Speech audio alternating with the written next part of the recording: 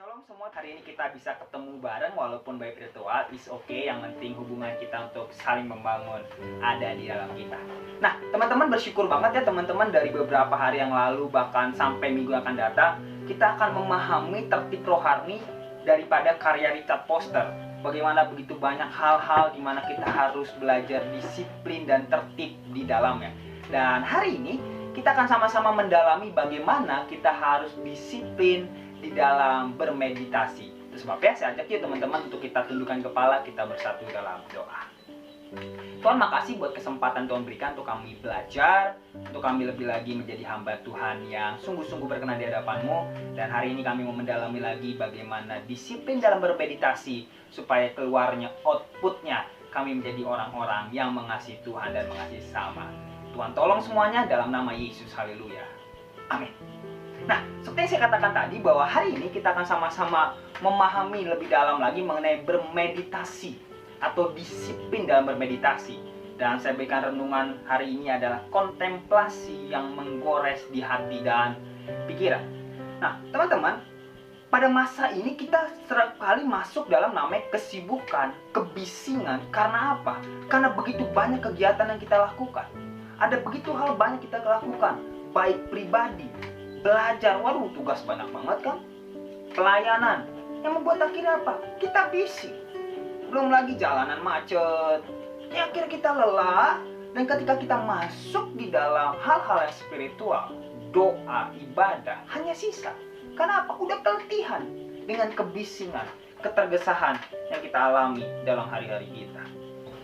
Nah, mungkin kita berkata, loh, bukan ketika kita berdoa kita jadi tenang? Tidak demikian. 1 Petrus 4:7 berkata, jadilah tenang supaya kamu dapat berdoa. Bukan berdoalah supaya kamu tenang loh, tapi jadilah tenang supaya kamu dapat berdoa. Itu sebabnya untuk kita tenang dan kita memiliki doa yang berkualitas, relationship yang bagus dengan Tuhan, kita perlu yang namanya ini, bermeditasi. Catat baik-baik itu, bermeditasi.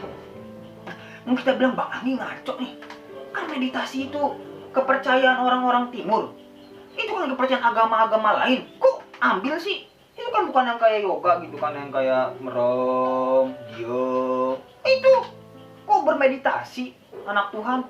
Bukankah next meditasi itu bicara mengenai mengosongkan diri, mediasi bicara mengasingkan, mengosongkan pikiran, bicara mengenai mengendalikan gelombang otak. Kita bermeditasi supaya psikologi kita baik, bahkan fisik kita baik. Dan kita berkata, wah itu bukan orang Kristen tuh, itu bukan kepercayaan kita anak Tuhan.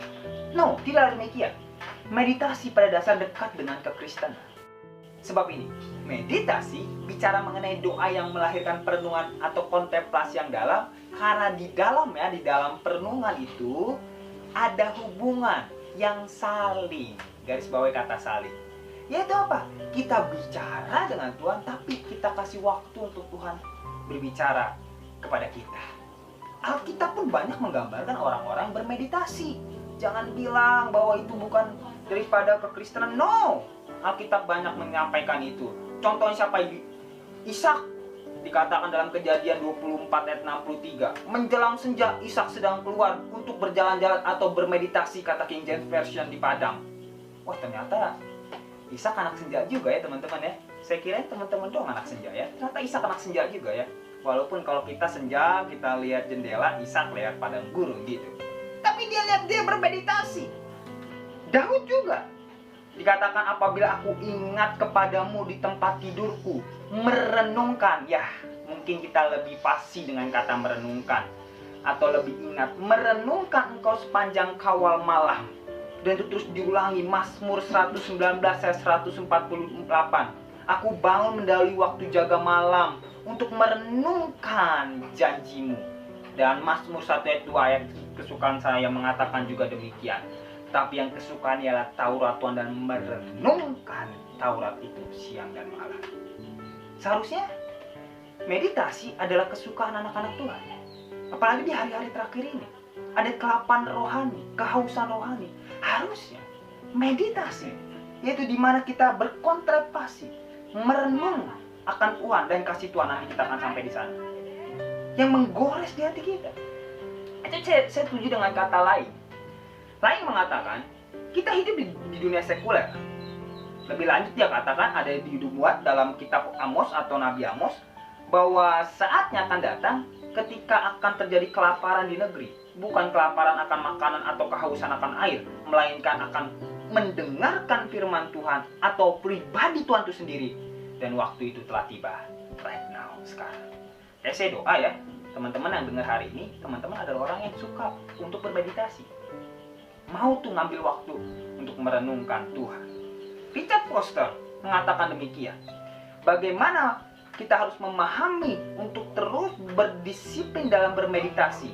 Dia mengatakan bagaimana ketika kita disiplin dalam bermeditasi, maka kita akan melepaskan diri dari semua kekacauan. Oke, hiruk pikuk, banyaknya masalah, bisingnya dunia yang mengelilingi kita, agar kita memiliki ini dia, relationship, hubungan dengan Tuhan dan juga dengan sesama yang semakin deep, makin dalam. Lebih lanjut, dia mengatakan meditasi Kristen membawa kita kepada keutuhan batin yang perlu agar kita dapat memberi diri dengan leluasa kepada Tuhan dan juga persepsi rohani. Meditasi ini membuat hati kita terbuka, terluas-luasnya, dan ini dia, hati kita itu dimasuki atau dikelilingi, dipenuhi dengan hal-hal rohani dan Tuhan tentunya. Dan itu menggores. Saya suka sekali dengan kata menggores. Menggores di hati dan pikiran kita menjadi luka. Bukan luka yang kurindu kata mahen, bukan. Tapi luka positif yang membuat kita terus mengingat. Waduh, baik banget ya Tuhan ya. Keren ya Tuhan ya. Makin hati dan pikiran kita hal-hal rohani. Mungkin kita berkata, sulit ya kayaknya. Jawabannya enggak. Foster bilang kayak gini, setiap orang yang mendapat atau setiap orang yang dapat menyadap kekuatan imajinasi dapat belajar untuk bermeditasi. Jadi semua kita bisa untuk bermeditasi atau merenungkan. Namun ini dia ya, catat baik-baik, jangan coba-coba untuk mengikuti orang lain, melainkan disiplin untuk melakukannya. Disiplin, day by day, setiap hari. Yesus demikian. Saya membaca dalam tulisan Cat Harkness. Dia mengatakan Yesus secara konsisten, garis bawahi kata konsisten, meluangkan waktu untuk berdoa dan berkomunikasi dengan Bapa di sorga di tempat yang disiapkan untuknya setelah seharian dalam pelayanan yang intens. Waduh, Yesus saja butuh bermeditasi, yaitu duduk diam merenungkan kebaikan Tuhan. Apalagi kita, seharusnya kita demikian. Makanya Albert Agung mengatakan, kontemplasi, perenungan, meditasi orang kudus dinyalakan, garis bawahi kata dinyalakan, oleh kasih oknum yang direnungkan, yaitu apa? Yes, Allah. Allah yang direnungkan, bukan doi. Kita belum mau tidur yang direnungkan doi, pacar, bahkan yang para masalah, tugas direnungkan. Jangan ya, bagus sih tugas direnungkan, tapi lebih dalam itu apa? Kasih daripada Allah itu. Renungkan kebaikan Tuhan itu, bahwa Tuhan itu sangat kekal, senantiasa mengasihi kita. Kasih tidak pernah lekang oleh waktu, pudar oleh zaman. Day by day, terus, bahkan detik demi detik, minute by minute, dia terus mengasihi kita. Seharusnya dia jadi pribadi yang selalu kita renungkan. Dan ketika itu terus kita lakukan, maka ini hati dan pikiran kita tergores kan kasih Tuhan. Jangan bilang, waduh saya jarang mengalami kasih Tuhan. Oh no, nafas bisa tidur aja udah wow. Saya waktu kemarin baca-baca jurnal, saya mendapatkan satu penyakit yang namanya sleep apnea. Apa sih bang sleep apnea? Sleep apnea itu adalah penyakit yang dia kalau tidur bisa nanti tiba-tiba sesak napas meninggal, makanya harus digoyang-goyangin. Jadi tidur kalau udah sebentar aja napasnya goyang-goyangin, kalau nggak bisa mati gitu. Kalau bahasa Inggrisnya mateho gitu kan, habis gitu kan, makanya harus digoyangin lagi. Coba kalau kita punya sleep apnea, ribet nggak tuh? Kita tidur, kita suruh mama kita goyang-goyangin. Ma, nanti kalau aku tidur sesek goyangin. Maka kita berkata, nikmat deritamu. Gak bagus. Tapi kita tidur bisa nyenyak, walaupun mungkin kasur yang empuk bisa nyenyak. Ingat, itu kebaikan Tuhan. Meditasilah akan kebaikan Tuhan sekecil apa. Saya tutup dengan satu tokoh bernama Fransiskus dari Assisi. Dia adalah seorang yang sangat disiplin dalam bermeditasi. Dia waktu itu sekolah hamba Tuhan, ya kayak kita lah, sekolah teologi. Tapi dia adalah sekolah teologi Katolik seperti itu. Dan setiap istirahat dia bukan makan tuh sama teman-teman, tapi apa yang dia lakukan? Dia pergi ke satu tempat untuk apa? Bermeditasi, berdoa, merenungkan kebaikan Tuhan. Terus tuh, setahun awal terus, 2 tahun awal terus. Teman-temannya tiba-tiba ngeledek.